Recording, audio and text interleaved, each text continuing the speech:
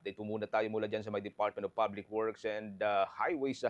Narito ho mga kabombo, panuorin po natin ang exclusive interview ng Bombo Radio Philippines kay Department of Public Works and Highways Secretary Vince Dizon. Kaugnay pa rin po yan sa mga usapin ng public infrastructure project ng ating pong gobyerno at yun pong unang nabunyag na anomalya sa mga flood control project. Narito ang exclusive interview ng Bombo Radio Philippines kay Secretary Dizon. So magandang araw mga kabombo at ka-Star Nation.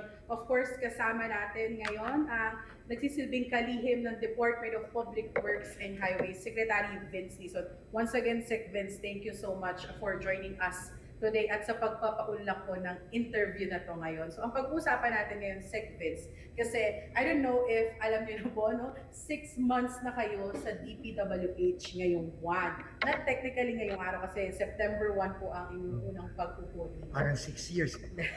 So yun ang ating pag-uusapan ngayon sa ating interview with Secretary Vince, yung mga naging updates doon sa mga nangyaring proyekto and doon sa ongoing na reforma nga dito sa loob ng Department of Public Works and Highways. So for our first question, Sec Vince, sa 6 months na nagtagal na nga po kayo dito sa Department of Public Works and Highways, ano yung mga significant improvements sa 6 na buwan po kayo na nakaupo na napansin nyo? And nasaan na tayo ngayon doon sa nangyayaring reforma dito sa ahensya?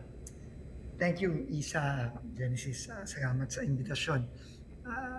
Alam mo, parang 6 years hindi 6 months Pero medyo tumanda na ako ng todo-todo dito sa 6 months lang na to. Pero alam mo, ulitin ko lang siguro yung lagi kong sinasabi na binigyan sa atin ng ating Pangulo nung September last year, nung take over ako sa DPWH. 3 bagay lang naman Kailangan panagutin yung mga dapat managot. Ibalik yung pera ng mga kababayan natin.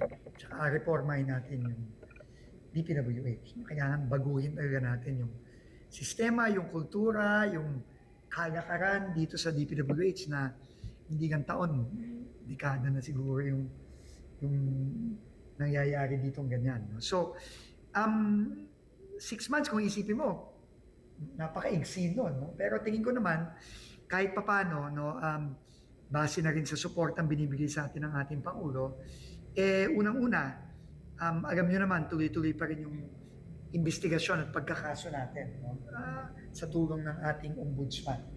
No? So tuloy-tuloy ang ating trabaho para sa pag-iimbestiga nitong mga maunmalyang mga proyekto, itong mga napakaraming taon na nakalipas. So meron ng mga ibang nakulong sa loob ng DPWH, madami-dami na. Si Diskaya nakakulong na. No, meron na rin mga high profile na politiko na nakasuhan, pero tuloy-tuloy pa rin yan. At hindi tayo titigil dyan. Meron na rin mga magagaking mga na freeze na mga assets ng mga personalidad tulad ni Saldico, tulad ng iba pang mga kontratista, mga contractor na sinasabi nga nila, I think mahigit 25 billion pesos na ang nafi-freeze na mga assets. And tuloy-tuloy pa rin yung ginagawa natin dyan. No? Pero ang gusto ko sanang mag-focus yung mga reforma natin sa loob ng DPWH para hindi na maulit yung mga nangyari. So, kasama na dyan yung ginaunch ng Pangulo natin na transparency portal. Kasama dyan yung pagbababa ng presyo ng mga materyales, no, na talagang pinagpagmura natin yan, na ngayon nakakatipid na tayo, hindi na ganun kalaki ang cost ng mga proyekto natin ngayon, di tulad ng dati. Pero syempre ngayon, medyo magbabago ng konti yan dahil nga dito sa hindi naman natin inaasahang gera sa Middle East, na lahat ng bagay ngayon nagtataasan na ng presyo. Pero okay lang yan, as long as transparent yan at nakabantay naman tayo, nakabantay ang civil society, nakabantay ang simbahan dito sa mga ginagawa natin, okay lang yan. Kasi wala naman tayong magagawa kung tataas ang presyo ng langis, ng gasolina, ng diesel, na syempre magre-resulta din sa pagtaas ng presyo ng bakal, semento, asfalto, buhangin, as long as transparent tayo. No? Pero ang pinipilit natin gawin ngayon, no, na kabilin-bilinan ng Pangulo natin, yung mga proyektong mga nakatenga na ng napakatagal.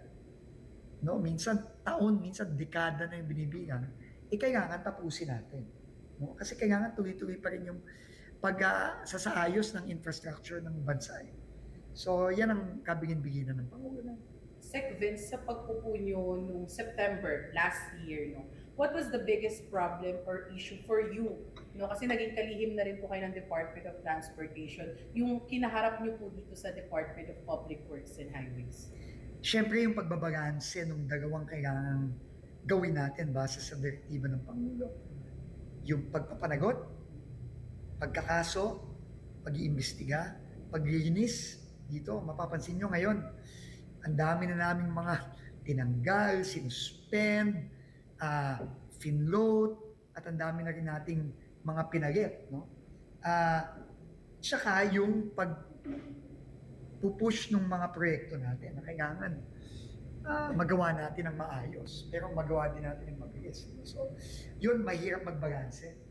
Kasi sa DOTR, 80% ng trabaho talagang pagpupush ng mga proyekto. Pero dito sa DPWH, siyempre, yung dinat na natin dito, grabe yung corruption. So, kailangan ayusin, linisin. Sec Vince, Was there ever regret sa part po ninyo, Secretary, na tinanggap po ninyo yung pagiging kalihim ng DPWH? Oo, siyempre. Siyempre meron, mahirap eh. Siyempre, may security threats, may ano sa pamilya, di ba? Yung hindi ko na nakikita yung pamilya, siyempre, natural lang yun eh. Pero wala tayong magagawa eh. Ito yung direktiba sa atin ng Pangulo, kailangan panindigan natin, gawin natin yung trabaho natin. kanina Sec Vince, sabi niyo, kailangan transparent talaga sa dito nga sa DPWH. And we see now na yung dito sa ahensya, nagiging very transparent kayo, most especially with your social media talaga. Like, lahat ng mga updates sa projects, ano yung nagiging dahilan nito na kailangan alam ng publiko na ito na yung nangyayari sa DPWH? Kasi for some years, talagang hindi alam kung ano na nangyayari dito sa DPWH. Ano ang dahilan nito, Sec? Alam mo, unang-una, yung corruption na nakita natin, talagang grabe. Pwede kang magawa yun kapag ginagawa in secret, kapag tinatago. Diba? So yung transparency, critical yan. Hindi lang sa DPWH, pero sa buong gobyerno. Kaya nga yung Pangulo mismo ang nag-launch ng transparency portal natin. Kasi very important malaman ng tao kung ano nangyayari. Going back dun sa nababanggit ninyo kanina na kailangan natin balansehin na Secretary, kasi natatnan po ninyo ang DPWH under sa gitna ho ng ilang mga issues, like yung sa anomalya nga sa flood control project. Ang konteksto kasi at ang laging iniisip ng public kapag DPWH, public works, and then ngayon, ang isa sa mga focus na natin ngayon, pag-file ng kaso. So, paano po yung nagiging balancing act? Ang hirap, Genesis, Isa, kasi ubus, dun sa isa pa lang, ubus na kagad ang oras mo. Diba? And napakalaki ng role ng DPWH sa pagtataguyod ng infrastructure ng bansa, lalo na ang dami ng nakaligtaan, ang daming nakatenga, ang daming mga kailangan ayusin sa infrastructure. So kung idagdag mo pa yung pag-iimbestiga, talagang napakabigat. Pero ang maganda ngayon, simula nung na-appoint si Ombudsman Boying Remulla, medyo gumaan-gaan ng konti yun. Kasi ngayon, ang ginagawa na lang namin, kung ano ang kailangan ni Ombudsman Boying para talagang panagutin yung mga corrupt, binibigay natin. So, hindi na tayo yung talagang nagpo-pronta doon. No? Si Ombudsman na yan, tayo talagang nandito tayo, supporting role na lang tayo sa kanya. Pero kung ano kailangan niya, kailangan ibigay natin sa kanya. Kasi personally, Secretary, lumaki ako na ang motto ng DPWH, build, build, build. Tama. And ngayon, parang build, file a case, build, file a case. Totoo yan. Kaya kailangan talaga ng kailangan mabalanse, tama ka doon. Hindi siya madali. Pero ngayong 2026 at papunta ng 2027, syempre mas nagiging focus natin ngayon yung pagtataguyod ng infrastructure. Kasi lalo na ngayon, yung ekonomiya natin bumabagal, no? Maraming mga nawawalan ng trabaho, dahil nga bumagal yung infrastructure. So kailangan natin ibalik yun. So, Sec Vince, kanina sabi mo nga, nagpo-focus kayo sa infrastructure rehab. Pero how can you assure the public na hindi nakakalimutan ng DPWH yung flood control issue? Kasi habang inaayos kasi natin tong flood control issue, kailangan nag-move forward din tayo with the projects since yun din naman talaga ang focus ng ahensya. So how can you assure the public with this kind na hindi po kayo nakakalimot dun sa issue ng flood control? By being transparent. No? Kailangan ipakita natin sa mga kababayan natin na hindi to hihinto. Yung pananagot, yan ang unang-unang direktiba ni PBBM. No? Kailangan managot yung lahat ng dapat managot. Tuloy-tuloy natin ginagawa yan. Pero ngayon, syempre, ang nakapronta na is si Ombudsman Boying. Tayo talaga, more supporting role na lang tayo. Pero tuloy-tuloy pa rin tayo dyan. Eto, Sec Vince, medyo specific naman to no, sa proyekto kasi since 6 months nyo nga ngayon, isa rin sa bumungad sa inyo na pagbuho nung Bukidnon, Davao. Kasi October po yun nangyari and September po kayo buho. So aside from flood control issue, ito yung bumungad na problema po talaga sa inyo. Can you update us kung nasaan na ngayon ang DPWH doon sa pag-aayos po nung Bukidnon, Davao na o yung puda nga po nung na gumuho noong October 2025? Oo, alam mo, nung pagpasok ko nga, kaya ko nga baka may bagat ako sa puwet kasi parang pagpasok ko parang may flood control na, tapos lumindol sa Cebu, lumindol sa Davao, at dahil doon nga, isa sa mga naging rason yun dahil sa rin doon sa Davao, nagkaroon ng mga aftershock, bumuho ang Buda Road sa Bukidnon, Davao. Pero ang maganda naman, dahil nga tulong-tulong kaming maghanap ng solusyon na mabilis, nung January, nabuksan na natin yung Bukidnon, Davao. No? And ngayon, I'm sure nakikita nyo na sa social media, fully passable na. At naka-asphalto na ng maganda yung permanent road na pumalit dun sa gumuho na Bukidnon, Davao. Ngayon nga, meron na namang gumuho nung nakaraang ilang buwan lang. Sa South Cotabato naman, yung Lake Cebu to Sarangani Connector Road, no? Nagumuho din sa kabundukan ng South Cotabato papuntang Sarangani. So ngayon inaayos na natin yun. So kaya naman kung talagang pagtutuunan mo lang ng pansin, talagang tututukan, magagawa. Isa sa follow-up dyan, Secretary, anong common denominator po ng mga nadatnan po ninyo na gumuho ng mga projects? Unang-una, talagang nagkalindol naman nun. No? Pero ang problema talaga, meron ding mga problema sa disenyo at sa implementation na kailangan baguhin na natin. No?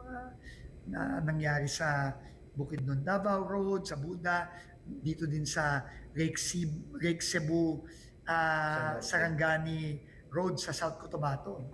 Yung mga bridge na bumagsak sa Kabagan Bridge, sa Pigatan Bridge, no, bumagsak din yun nitong nakaraang taon.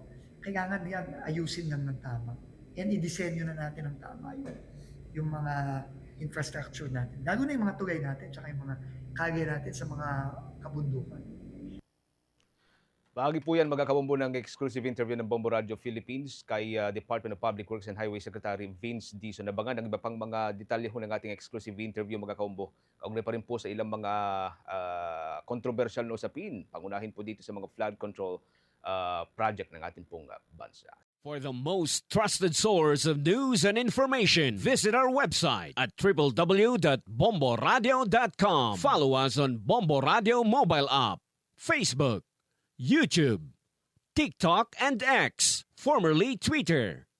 Like, share, and stay connected. Anytime, anywhere.